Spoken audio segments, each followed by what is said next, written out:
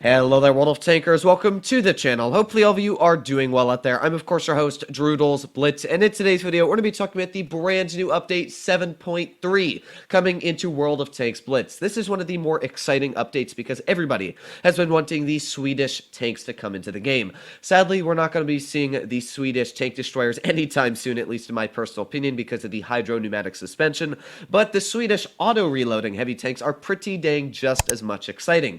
So in today's video, I'm going to be telling you everything you need to know about the statistics and armor profile of these tanks. Of course, I can't tell you how they play because the update comes out tomorrow, but you can bet that I will be making streams, and as well, I will be playing these tanks, making videos on them, so you can know how they do perform statistically in World of Tanks Blitz. But just for today's video, I'm going to be going over the statistics and everything you need to know on my personal opinions on how they will perform in the battlefield. So, of course, if you enjoyed today's video and you want to see more like it, please make sure to smash that subscribe button down below. But other than that, let's get straight into it. Now, the Leo one is the tier 7 coming into the game. There's also a tier 5 and a tier 6, but I kind of figured, they're not that exciting. They don't really have any cool characteristics going for it, but the Leo starts off with the really cool characteristics because this tank has a very, very beefy gun. 290 damage a shot. It carries a 105mm gun, and that's extremely high damage. In fact, the highest damage you will find for a tier 7 medium tank in World of Tanks Blitz. I used to boast that the T-34-1 had the highest, but nope, this tank is now going to be taking the cake. Now, while it does carry a lot of alpha damage, there's one issue, and that is the penetration. Only sitting at 155mm. That is not terrible, but it's also not spectacular. That means that you're really going to have to make sure that you're making where your penetrations go, on what tanks you're aiming at.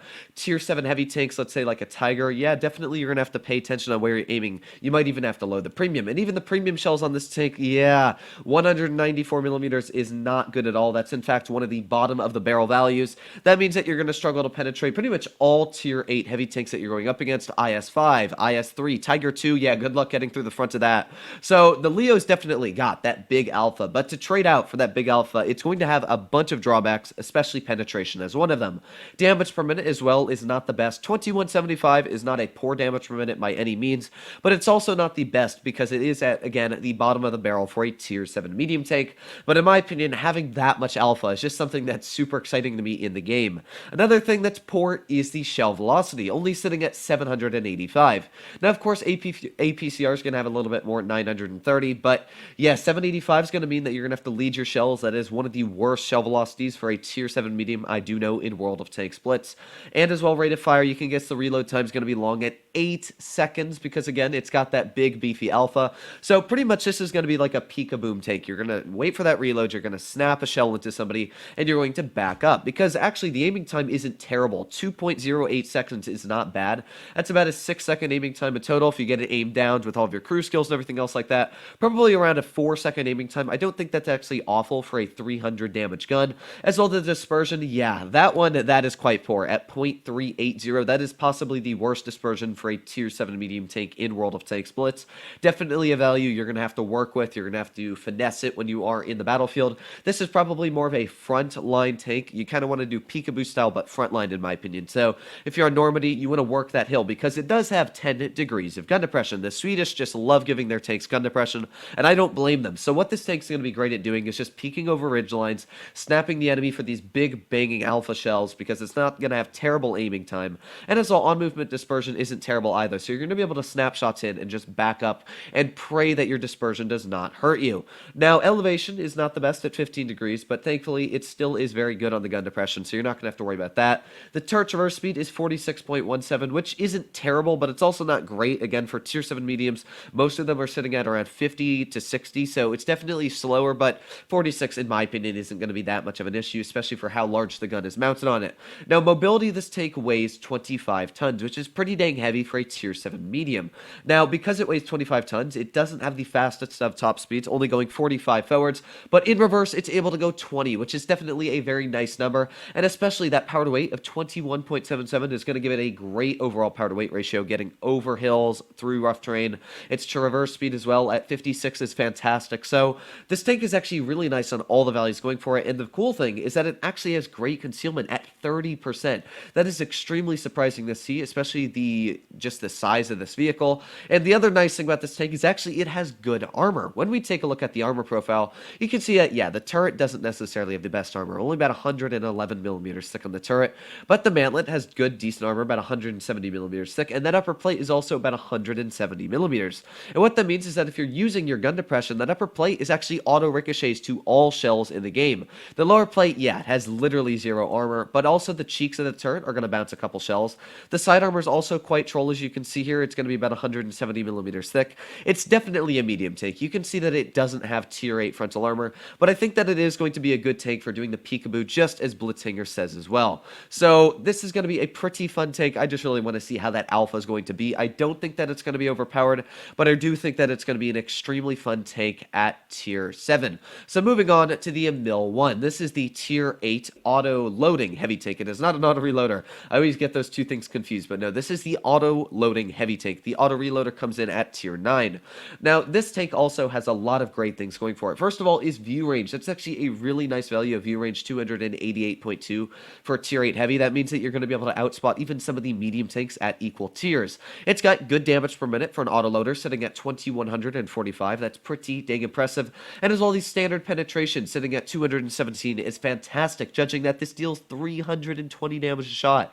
This is now going to be the highest damage dealing tier 8 clipper in World of Tanks Blitz. It's going to deal 960 damage in a clip. It's only 30 more than the AMX 5100, but nonetheless, it still is now the highest clipping tank in tier 8. And yeah, 960 damage, that means on average you're probably going to be getting up to 1,000 in a clip. Yeah, you're going to want to stay far away from this vehicle when it is clipping you out. That means in a matter of 6 seconds, half of your hit points, if you're running a tier 8 heavy, will be just drained right off your vehicle. Especially because the premium pen at 270, you're not really going to want to mess with that. It is going to rip you into pieces. So don't mess with the Emil I is what I'm saying for the gun. It's also got great statistics going for it. The aiming time, as you can see, the aiming time is fantastic. 1.86 seconds is perfect, especially you multiply about 3. So it's going to have about a 3-second aiming time once you get it all the way down into full, which again, for a tier 8 heavy is pretty fantastic. Dispersion as well at 0.310 is fantastic. It's going to be aiming in very quickly, and you're not going to really disperse that much, judging that dispersion factors when moving, rotating the tank,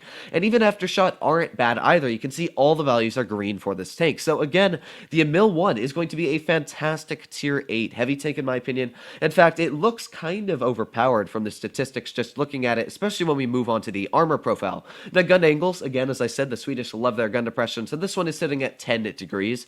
Gun elevation, again, is not great at only 15, but that gun depression is really going to be sweet when you're working any ridge lines in the game.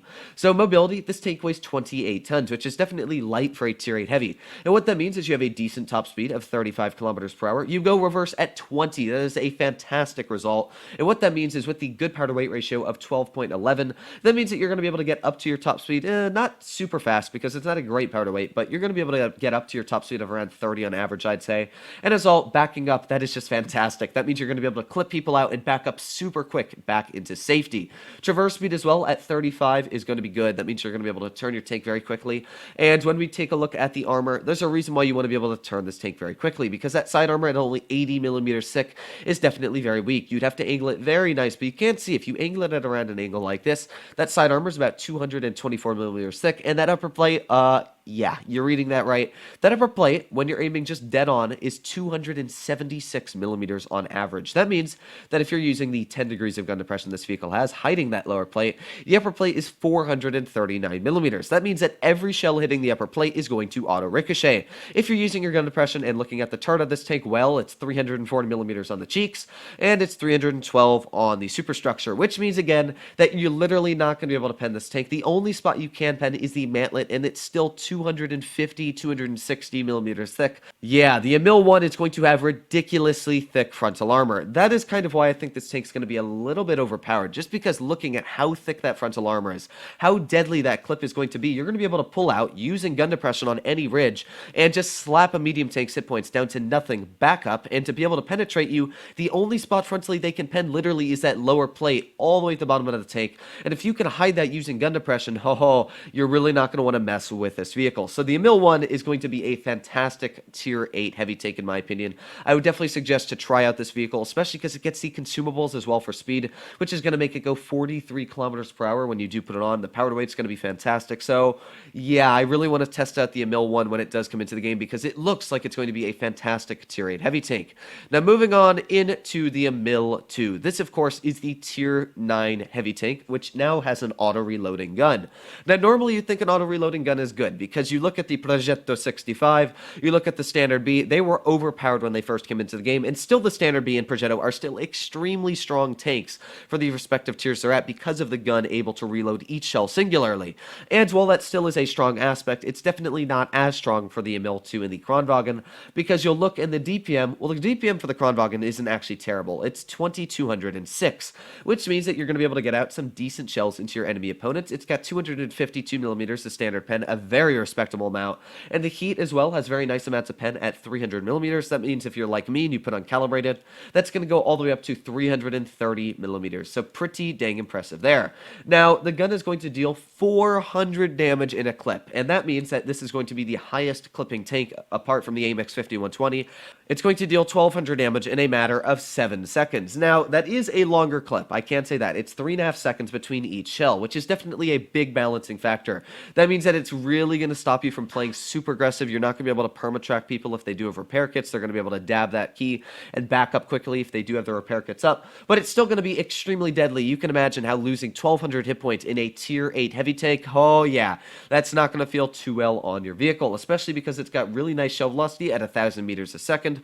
Overall, this tank has got a lot of good things going for it on the gun. Now, the bit of the issue goes from the time to load next shell. It is 10.88 seconds for a 400 damage shot. Now, if you're going up against tier 10 opponents, let's say like a WZ-113, for 400 damage, a WZ-113 gets a shell out in around 7 seconds, which means, yeah, it's got almost a 4-second quicker shot than you. That is a massive amount of damage more. It's dealing over 1400 DPM more than you.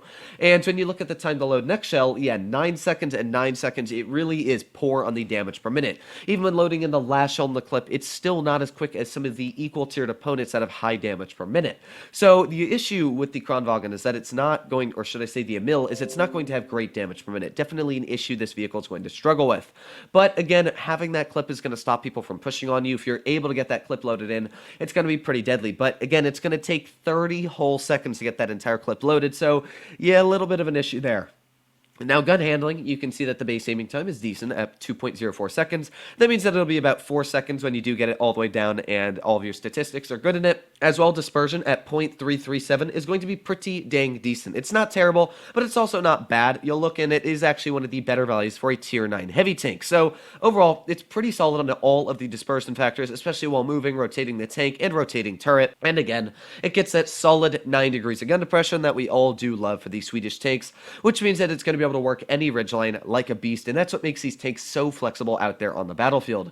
Now, it's only able to go 30 kilometers per hour forward, which is definitely slow, and when you give that the effective power to weight ratio that it has of only 12, that means that you're going to be going about the same speed as an E100. Now, again, it does get that speed boost ability, which is going to make it go a lot quicker, and as well, the power to weight is going to be great, but it's definitely not making up for the terrible mobility it's going to have when it is on flat ground. But again, it goes 20 in reverse, the, in fact, fastest reverse tank you will find at tier 9. Pretty dang impressive. So it's good, but again, you'll notice traverse speed, terrible at 28. It is literally, I would say, about the same mobility as an E100 at tier 10. So definitely a couple issues there for the mobility, but it's really the armor that makes this vehicle shine.